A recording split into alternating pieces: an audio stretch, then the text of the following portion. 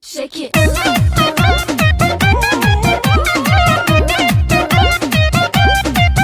मुझसे दिल लगा लो, एगो किस दूंगी क्लोज अप, प्यार करने का राजा बख्शीश दूंगी।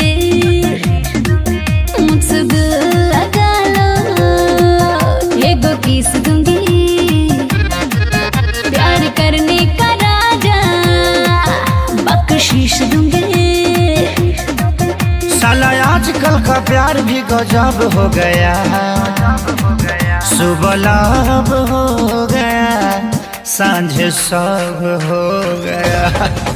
सुबह लाभ हो गया, सांझ सब हो गया। हो सुबह लाभ हो गया, सांझ सब हो गया।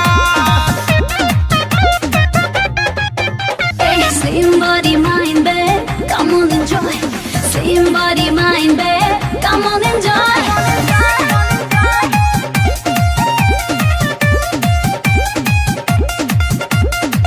आजकल की लड़की गांव चाहे शहर की, सच्चा प्रेम कहाँ करती है? अरे करती है। व्हाट्सएप पे होती है चैटिंग, हाँ 5 मिनट में है सेटिंग, मम्मी पापा से नहीं डरती है। यहाँ कहाँ के करो के हस्बैंड चाहिए, मजा करे खातिर को बॉयफ्रेंड चाहिए। पता चलता नहीं कहाँ कैसे कब हो गया, सुबह लाभ हो गया, सांझ सब हो गया। सुबह लाभ हो गया, सांझ सब हो गया।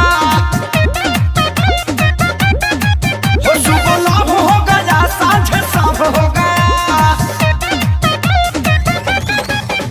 मेरी ठाट बाट है देसी, तेरे नखरे हैं विदेशी, अपनी कैसे चलेगी बेबे? तू हाफ पैंट वाली, मैं लुंगी पहनू खाली, तेरी दाल ना गलेगी बेबे। ना बेमतलब के भाषण दे, आके सीधे चुमा ले, टाइम ना ज्यादा वेस्ट कर। मिल्की मिल्की बाहों में, जुल्फों की छाँव में, आगे दीवाने रेस्ट कर। चल चल चल के 100 वाट का बल्ब हो गया।